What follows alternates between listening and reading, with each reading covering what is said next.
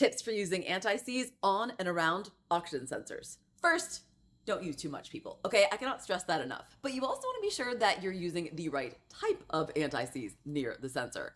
Often you'll see a container that will be labeled like sensor safe, or even go so far as to say oxygen sensor safe, because they are free from conductive or reactive metals.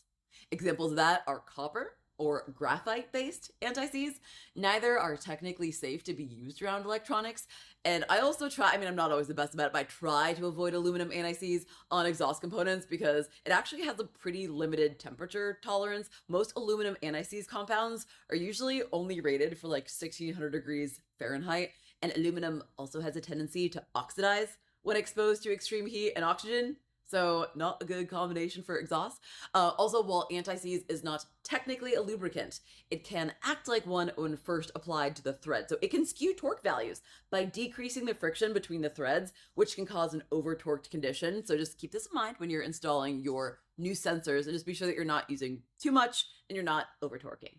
So to apply anti-seize to an oxygen sensor, you want to put a very small amount only on the threads and only on the first few threads. It's so easy to overdo it here, people. And this is the kind of anti-seize that I use for this application. You can find it in the shop supplies section of my Amazon storefront, or you can just Google it. Hope this helps.